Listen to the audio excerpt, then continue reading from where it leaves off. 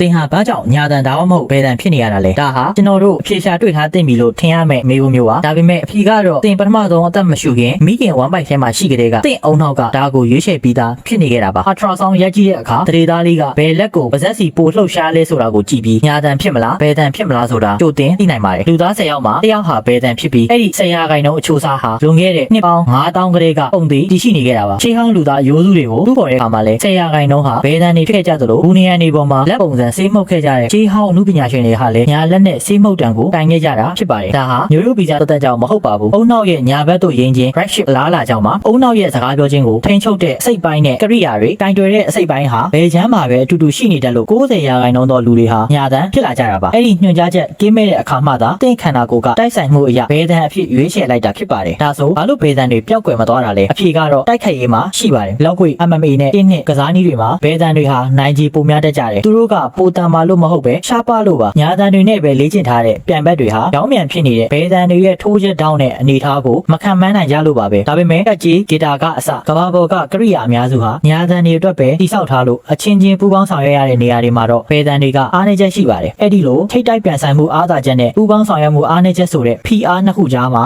တဘာဝတရားက10ရာခိုင်နှုန်းဆိုတဲ့အဆင့်ကဲပြောင်းလဲမှုမျှခြေကိုထင်းပေးထားတာပါထူးဆန်းတာကဘယ်တန်တွေရဲ့အုံနောက်ဟာဘယ်ညာနှစ်ဖက်စလုံးကိုပိုပြီးပြန့်နှံ့အသုံးပြုနိုင်စွမ်းရှိကြလို့အုံနောက်ထိခိုက်ဒဏ်ရာရရင်တော့စကားပြန်ပြောနိုင်စွမ်းပုံမြင်မြန်ပြန်ကောင်းလာတတ်ပါတယ်ဘာသာစကားအမျိုးမျိုးမှာဘယ်ဘက်ကိုမကောင်းဆိုးရလို့သတ်မှတ်ပြီးသမိုင်းတစ်လျှောက်ဘယ်တန်တွေကိုအတင်းအကျပ်ကြောင်းလဲခိုင်းခဲ့ကြပေမဲ့အုံနောက်ကရွေးချယ်ပြီးသားဖြစ်လို့ဘယ်တော့မှမအောင်မြင်ခဲ့ပါဘူးတင်းရဲ့ပင်ကိုလက်ဟာလူရင်ကျေးမှုထက်တယ်မကဘာသာစကားတွေထက်တောင်ပိုပြီးတက်တန်းရင့်ပါတယ်ဒါကြောင့်ဘယ်တန်ဖြစ်ခြင်းဟာချိုးရင်းချက်မဟုတ်ပါဘူးတင်းလို့ရှိနေလို့သာကြံတဲ့ညာတန်တွေအားလုံးဟာမိမိစီကိုမထင်မှတ်ပဲရောက်လာမဲ့လက်ဝဲထိုးချက်တစ်ခုကိုအမြဲတမ်းသတိထားခုခံဖို့ပြင်ဆင်နေရတာဖြစ်ပါတယ်ဗျာ